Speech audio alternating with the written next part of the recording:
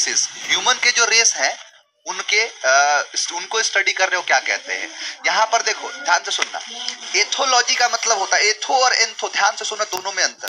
पहले दो को काट देता हूं। एटीम का मतलब होता है, एटीमोलॉजी का मतलब होता है कि जो किसी भी चीज के पीछे कोई घटना घटी है, भाई उसका नाम क्या है। जैसे आप कहोगे कि एक बंगाल के अंदर एक ईडन गार्डन है, जो एक समय पर अपने आप में बहुत बड़ा स्टेडियम हुआ करता था। मुझे नहीं पता कि शायद आज है कि नहीं, लेकिन शायद भारत के जो है सबसे बड़े और सबसे मतलब बहुत बड़े स्टेडियम उसका नाम था, जो स्टेडियम था एक ईडन गार्डन। ईडन गार्डन जैसे कहते हैं कि ओकलैंड, लॉर्ड ऑकलैंड जब भारत के अंदर आता है तो उसकी बहन हुआ करती थी, उसकी बहन भी साथ में आई थी, परिवार लेके आया, तो उसकी बहन का नाम था ईडन, नाम हुआ करता था उसका। तो वो ईडन जो है वो शायद क्रिकेट खेला करती थी उसी के अंदर, तो उसी से नाम उसका, उस गार्डन का जो नाम क्या कह दिया गया। वो गार्डन एक्चुअली क्या है ना, स्टेडियम के पर्पस से नहीं था, वो एक गार्डन हुआ करता था जिसमें क्रिकेट खेलते थे। तो क्या कि ईडन गार्डन में हमेशा क्रिकेट खेलती थी, तो इसीलिए उसका नाम एक पड़ गया ईडन गार्डन।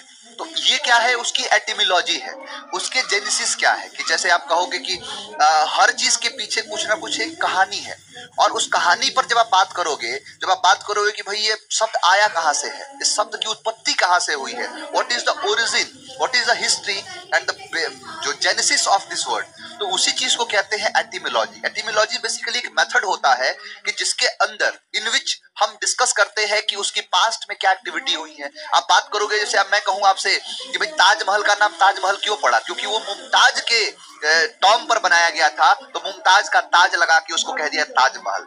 आप कहोगे कि कुतुब मीनार का नाम कुतुब मीनार ही क्यों पड़ा, क्योंकि कुतुबुद्दीन बख्तियार अलकाकी के नाम पर बना है, इसीलिए उसे कुतुब मीनार कहते हैं। तो ऐसे बहुत सारी चीजें हैं, और जिसके अंदर हम ये सारी चीजों को पढ़ते हैं उसे ही कहते हैं एटिमोलॉजी। तो अगर आपको, जैसे इसलिए मैं इसको बता रहा हूं कि अगर आपको कभी किसी चीज के लिए आप जिज्ञासु अगर है, अगर आप किसी चीज के लिए चाहते हैं कि मैं इसके बारे में जानूं और गहराई से जानूं, तो आप बस कुछ नहीं करना है, गूगल पर लिखना है कि what is the etymology of this word.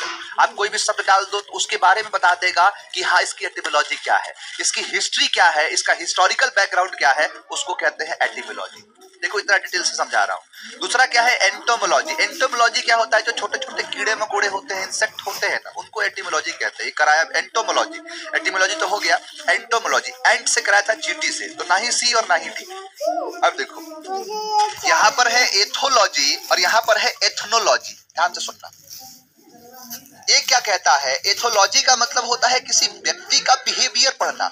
जैसे जितने भी साइकाइट्रिस्ट होते हैं ना, ब्रेन वाले, जो साइकोलॉजिस्ट होंगे या साइकाइट्रिस्ट होंगे, तो वो सब आदमी के बिहेवियर को समझते हैं। जैसे मान के चलो कोई सवाल पूछा, अचानक से उसका दिमाग गुस्सा हो गया, इसका मतलब पता चल गया कि शॉर्ट माइंडेड का है, शॉर्ट टेम्पर्ड का है, कि कोई बात गुस्सा दिलाने वाली कोई बात किया, कि मान के चलो कहा कि पत्नी के लिए, पत्नी से परेशान है, लड़ाई हो रहा है, और उसने कहा कि तुम भी तो गलती करते ही हो। डॉक्टर ने इसलिए पूछा क्या कि वो रिएक्ट कैसे करता है, तो उसने कहा कि मैं लड़ाई करता हूँ, वही दिन भर लड़ती रहती है मेरे से।